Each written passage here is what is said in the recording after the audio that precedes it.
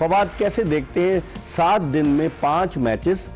Advantage भी होता है, डिसएडवांटेज भी, लेकिन लगता है कि एडवांटेज हुआ पेशावर ज़ल्मी को कि वो 7 दिन में 5वां मैच जीती और फिर उसके बाद उसने प्लेऑफ्स के लिए क्वालिफाई कर लिया। इसमें आपने सही कहा कि एडवांटेज भी होता है, डिसएडवांटेज भी होता है। अगर आप देखा जाए कि क्योंकि हम कहते हैं कि यार 4-5 दिन मिले जो है फ्रेंचाइज को प्रैक्टिस करने के लिए, टीम गैदर नहीं हो पाई।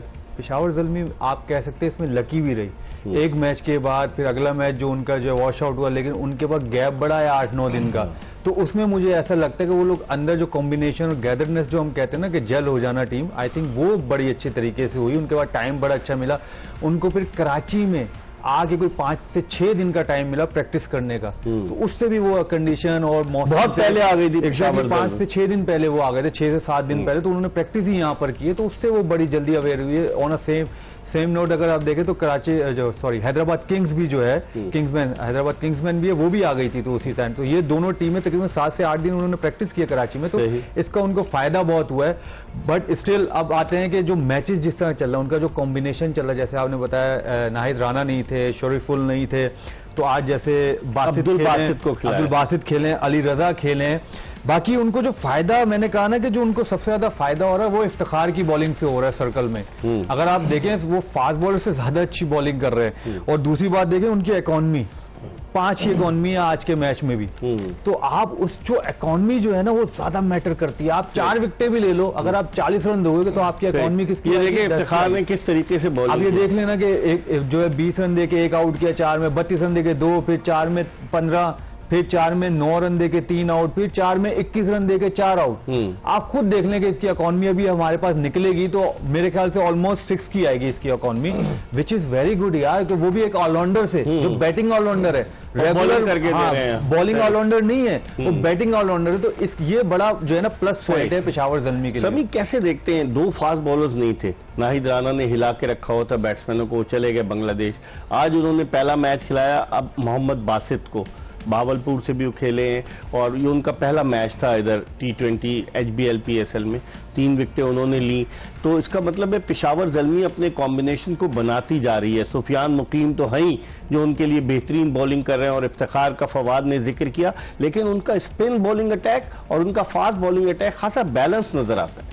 जी हाँ, बिल्कुल इकबाल भाई, और जाहिर सी बात है जब टीम जीत रही हो तो काफ़ी चीज़ें जो होती हैं वो लैप हो जाती हैं। तो अगर आप देखें 2 एक्सपीरियंस बॉलर नहीं थे, लेकिन आज दोनों को खिलाया और मेरे ख्याल में दोनों को ज़बरदस्त डेब्यू किया है वासिद ने, और अली रजा ने भी आज बहुत अच्छी बॉलिंग की है। तो ये अगर देखें कि कॉन्फिडेंस होता है, टीम अगर विनिंग में पाए और कोई यंगस्टर इंक्लूड होता है तो उसका कॉन्फिडेंस भी हाई होता है, थोड़ा सा उसको होता है, पता होता है कि मेरी क्या रोल है गेम में। ये देखें अब्दुल बासित की जो 3 विकेटें थी, किस तरीके से उन्होंने बॉलिंग की और खिलाड़ियों को आउट किया।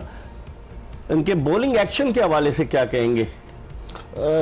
अच्छा रिपीटेबल एक्शन लगा मुझे को, थोड़ा सा सिंपल लगते हैं चीज़ें, और काफ़ी जो गेम प्लान है थोड़ा वर्कआउट किया मेरे ख्याल में बैट्समैन के खिलाफ कि आपको ओवर पिच नहीं देनी, बाहर नहीं देनी, तो काफ़ी अच्छी लेंथ पे की ना, अच्छी लेंथ पे की। और यही बात देखें अली रजा की हालांकि उन्होंने आज बड़ी अच्छी स्पीड से की है, 40 तक गए। और आप देखें कि 4 ओवर में अगर आप 12 बॉलें डॉट किया, मतलब आज 2 ओवर तो आपने डॉट बॉल 28 रन दिए, तो बस थोड़ा सा उनको थोड़ा काम करना पड़ेगा। जिस तरह का आज कुछ बॉलें बाउंड्री लगी है, बाउंड्री बॉल कट ऑफ करनी पड़ेंगी उन्हें, और जो ऑफ स्टंप के बाहर हो रही थी वो अगर कोशिश करेंगे इसी लेंथ पे करें, विद इन स्टंप करें, तो मजीद दिन में निखार आएगा इनकी बॉलिंग में। क्या कहेंगे जो जिस तरीके से हसन नवाज बैटिंग कर रहे हैं, वो ओपनर आए थे पाकिस्तान टीम में, अब वो 4थे नंबर पर, पिछले सीजन में भी वो बेहतरीन बैट्समैन करार पाए थे, मैन ऑफ द टूर्नामेंट हुए थे हसन नवाज। कोयटा ग्लैडिएटर्स को फाइनल तक पहुंचाने में उन्होंने बड़ा वाइटल रोल प्ले किया था। उनकी भी कारकर्दगी आज भी अच्छी रही और उनकी ओवरऑल कारकर्दगी अच्छी है।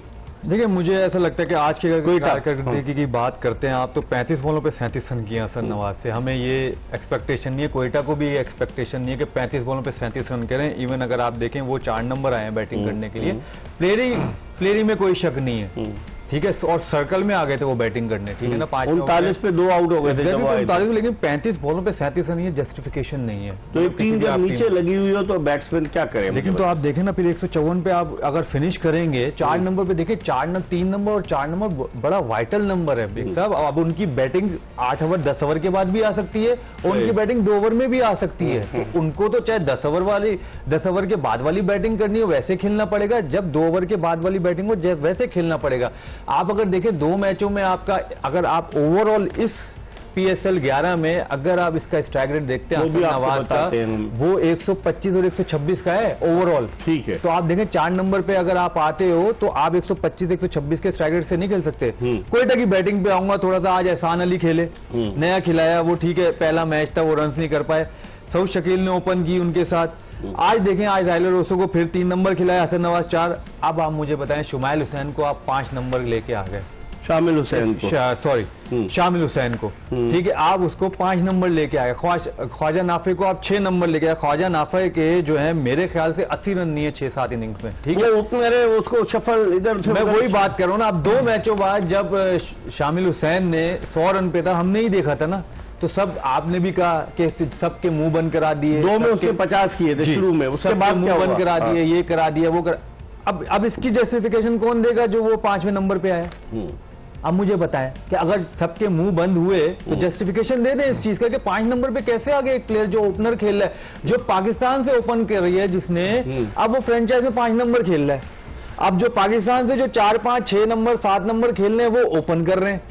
सही। हम मुझे बताएं फिर हम आगे इंप्रूवमेंट कैसे करेंगे? हम अब ये फ्रेंचाइज क्रिकेट है, PSL 11 है, आपको इसका क्या मिलता है कि आपको नए प्लेयर मिलेंगे, यंगस्टर मिलेंगे, किसके लिए? पाकिस्तानी टीम के लिए। अब इधर नंबर आप मुझे बताएं ना, ख्वाजा नाफे को आप 6 नंबर खिला रहे हो, विकेट कीपिंग, आज फिर आपने उसको ग्लव्स पहना दिए।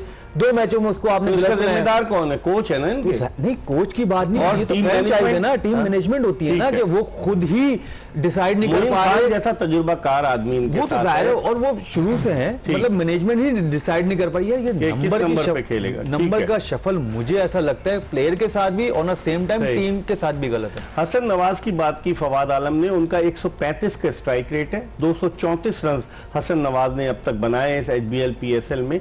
और इस पर हम मजीद बात करेंगे, एक ब्रेक ले रहे हैं, ये बताते हुए कि this transmission is brought to you by Pepsi and Surf Excel and it is powered by Telenor and Service tyres.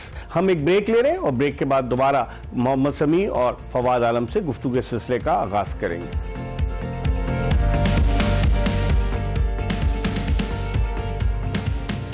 Powered by Telenor and Service Tyres. हम एक ब्रेक ले रहे हैं और ब्रेक के बाद दोबारा मोहम्मद समी और फवाद आलम से गुफ्तगू के सिलसिले का आगाज करेंगे।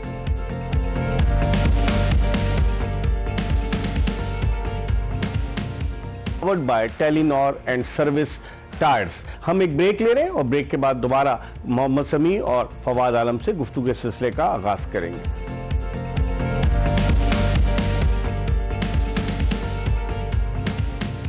Powered by Telenor and Service Tyres. हम एक ब्रेक ले रहे हैं और ब्रेक के बाद दोबारा मोहम्मद समी और फवाद आलम से गुफ्तगू के सिलसिले का आगाज करेंगे।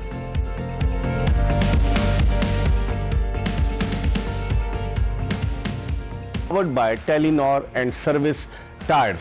हम एक ब्रेक ले रहे हैं और ब्रेक के बाद दोबारा मोहम्मद समी और फवाद आलम से गुफ्तगू के सिलसिले का आगाज करेंगे।